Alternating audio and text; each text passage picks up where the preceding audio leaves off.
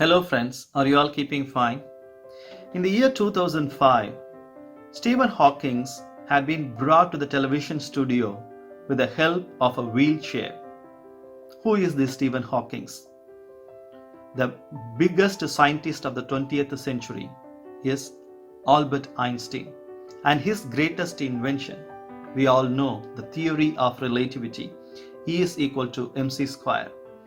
When Albert Einstein presented this theory, only 3 people in the world were able to understand it and appreciate it. The first one was Alfred Eddington, who was the age-old scientist of that time. The second one was young Stephen Hawkings. The third one was Albert Einstein himself. So, including the inventor, only 3 people in the world were able to understand the theory of relativity at that time, and one among them was this young Stephen Hawkings. Now he is old. Why is he there in the wheelchair?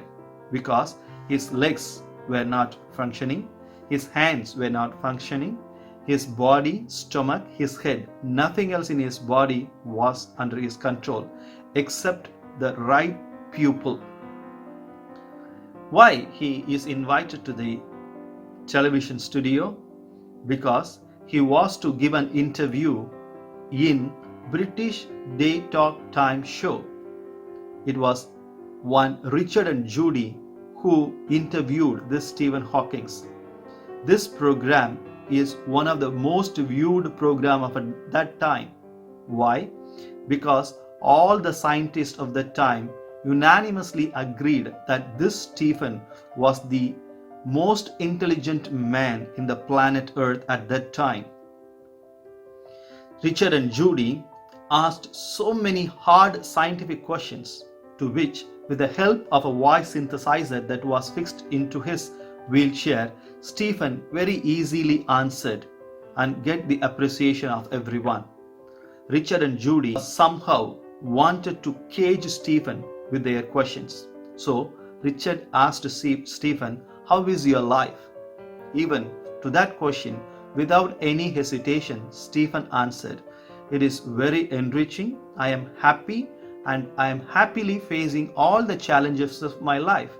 When he said that so, Judy reduced her voice and asked Stephen again, "With this life situation, will anyone be able to live a happy life?" Stephen answered, "Why not? I have never thought or I have never worried about what all I have lost. I only tried to employ what I had in me, I had with me." Friends, of all the body of Stephen, the only thing that was left over with his control was his right pupil. He was born in the year 1942. He was very smart in his studies. When he was 21 years old, he started to feel that his body is becoming numb and he was falling without any reason. When he went to the hospital, they have taken the flesh sample from all over his body, but they were not able to conclude what is Stephen suffering from. When he was 21 years old, his entire body failed. As he was in the hospital, there was a younger boy than Stephen who was admitted, dies.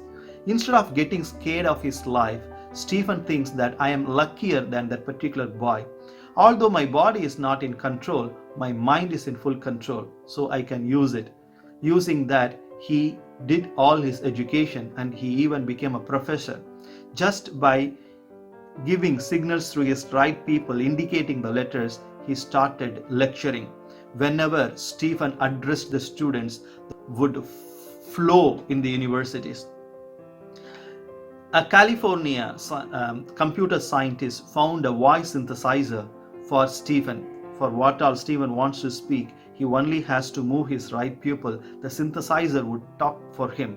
Using that synthesizer, he started writing and publishing lots and lots of books. One among them was A Brief History of Time. When did the time begin? When will it end? Will we be able to go reversely in time? These are the questions that is there with many of the human beings, which has actually no answer. to all these questions, Stephen gives a scientific answer in this particular book that takes the fame of Stephen to the apex. Until he died in 2018, all the scientists of the world agreed that Stephen was the most intelligent man. Friends, only a pupil of an eye left, Stephen was able to prove himself as the most intelligent man of the world. If he could do so, you and I, when we have the whole body left for us, how much more we can really do and contribute to the world. Let us not worry about this constrained time. Let us not worry or feel bad that we have lost our work, we have lost our business, we have lost our health, and we have lost our time. Let us only employ what we have. Surely we will be able to bring it to a very big successful conclusion in our life. I wish you all the best for that. Thank you.